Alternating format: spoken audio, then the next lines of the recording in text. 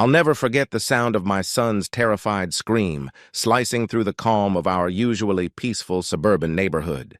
I'd been in the backyard, stringing up streamers and balloons for his birthday party, when that scream froze my heart. It was the kind of sound that makes every parent drop everything and run. I sprinted around the side of the house, and when I reached the front yard, my blood went cold. There, on the pavement, my 10-year-old son Tommy was on the ground, sobbing. Hovering over him was a red-faced woman in her 50s, her hands locked tightly around the handlebars of his brand-new mountain bike. "The bike I had given him was not even an hour earlier. This isn't yours. Put it down right now," she shrieked, yanking the bike away as Tommy clung to it through his tears. "I know exactly which garage you stole this from." I didn't even think. I sprinted across the lawn as Tommy stumbled backward, her hand clearly having made contact with his shoulder. The push was unmistakable. A small crowd had already started to gather, neighbors stepping out of their homes, phones in hand. Someone muttered they'd already called 911. That woman, Barbara Wilson, the president of our homeowners association, had just laid hands on my child. She didn't know it was his birthday. She didn't care. And she had no idea that this bike meant the world to him. Tommy had begged for that bright red mountain bike for months. He'd cut out pictures from magazines, emailed me links, even made a PowerPoint presentation explaining why this was the most responsible, life-changing gift a kid could get. So when his 10th birthday came around, I knew exactly what would make it perfect. I'd hidden the bike at my sister's place for weeks. The look on Tommy's face when he opened a tiny box with just a picture of the bike inside, it was pure joy. Worth every extra hour I'd worked to afford it. We'd brought the bike out front while setting up the backyard. Tommy was too excited to wait, so I told him he could ride it up and down our street where I could still see him.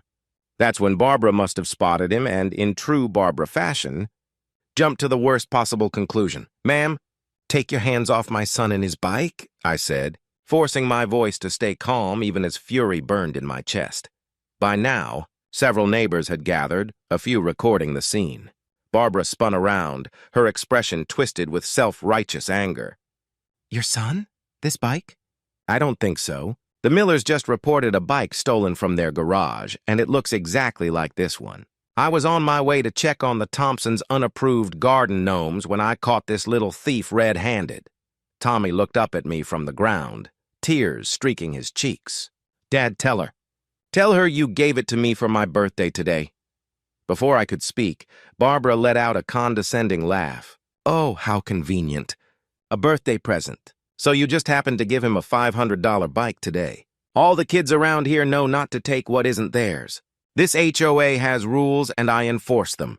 I stepped between them and helped Tommy back to his feet. "Barbara, this is ridiculous. It's his birthday. There are decorations in our backyard, wrapping paper in the trash, and I have the receipt for this bike in my wallet." "You're making a huge mistake," she scoffed, jabbing a finger at me. "So you're teaching your son to lie, too. The apple doesn't fall far from the tree. I always knew there was something off about your family moving in here. The board should have run stricter background checks." The situation was spiraling fast. More neighbors filled the sidewalk, whispering. I recognized some of them. People who had complained before about Barbara's petty tyranny over mailbox paint colors and garbage cans left out a few minutes too long. Tommy squeezed my hand, trembling as Barbara launched into another tirade.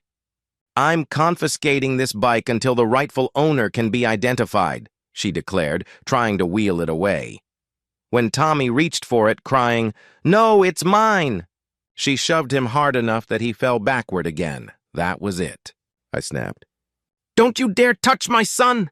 I barked, stepping forward, shielding him. "What is wrong with you? He's a child." Barbara's face flushed even redder. "He shouldn't be resisting an HOA official. I'm doing my duty. This is theft, plain and simple." Across the street, Mrs. Chen stepped forward, phone raised high. "I've been recording this whole thing, Barbara. You just pushed a child. That's assault." Barbara's head whipped toward her, eyes wide. For a moment, she was caught off guard, but she recovered fast. "I did no such thing," she snapped. "He fell because he was trying to run away with stolen property. I'm the victim here," Barbara snapped, her voice sharp and indignant. That was the exact moment we all heard the sound of police sirens cutting through the chatter of the crowd. Barbara's expression morphed from furious to smug, like she thought the cavalry had arrived to back her up. "Finally," she declared, her chin lifted high. "Now we'll get this sorted out. You'll see what happens when people break the rules in my neighborhood." A patrol car rolled up to the curb, its lights still flashing. Two uniformed officers stepped out, scanning the scene. A crying child, a furious woman clutching a bike, and a semicircle of neighbors filming with their phones. My pulse steadied a little when I recognized one of the officers, Officer Martinez, someone I'd seen at local community events. "What's going on here?" Martinez asked, his voice calm but firm as he approached. Barbara jumped in before anyone else could speak. "Officer, I caught this boy stealing a bicycle from another residence. When I confronted him, his father came out and threatened me. I was simply performing my duties as HOA president to keep our neighborhood safe." I inhaled slowly, forcing myself to keep my cool. "Officer Martinez," I said evenly, "today is my son's 10th birthday. That bike is his birthday present from me. I have the receipt in my wallet, and at least 20 witnesses saw me give it to him this morning. This woman accosted my son without evidence, accused him of theft, and physically pushed him to the ground when he tried to explain." Martinez turned to Barbara. "Ma'am, did you physically touch the child?" "Absolutely not," she shot back. "He fell while trying to keep hold of stolen property." Before I could respond, Mrs. Chen stepped forward again, steady and fearless. "Officer, I recorded the entire thing," she said, handing over her phone. "You can see exactly what happened, including when she pushed the boy." Martinez's frown deepened as he watched the footage. "And I have the gift receipt," I added, pulling the folded slip of paper from my wallet. "The date was 3 weeks ago, the day I bought the bike. I've been planning this for a month." Another neighbor raised their voice from the crowd. "I saw them bring the bike home this morning. The kid was so excited he was jumping up and down in the driveway." Martinez handed Mrs. Chen's phone back, then turned to his partner. They exchanged a brief, quiet conversation before both officers faced Barbara. "Ma'am, I'm going to need you to step away from the bicycle," Martinez said, his tone now clipped and authoritative. Barbara blinked rapidly, her bravado slipping. But I'm the HOA president. This is my responsibility to—" "Ma'am," Martinez interrupted, his patience gone.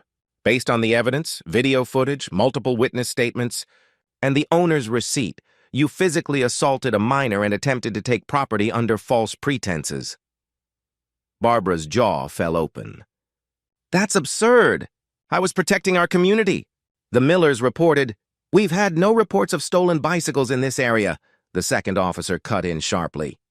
"And even if we had, that wouldn't give you the authority to confront a child or seize property without proper verification." While the officers spoke with her, I knelt beside Tommy. His cheeks were still streaked with tears, his hands clutching the handlebars like they were a lifeline. "Are you okay, buddy?" I asked softly. He sniffled and nodded. "Is she going to take my bike, Dad?" I shook my head, wrapping an arm around him. "No, son. That's your bike. No one is taking it from you." The situation shifted in an instant. "Barbara Wilson," Martinez announced. "Place your hands behind your back." Her head jerked toward him. "What?" "You're under arrest for assault on a minor and attempted theft. You have the right to remain silent." A collective gasp rippled through the neighborhood as Martinez read her rights. Barbara's face drained of color. "This is outrageous. Do you know who I am?"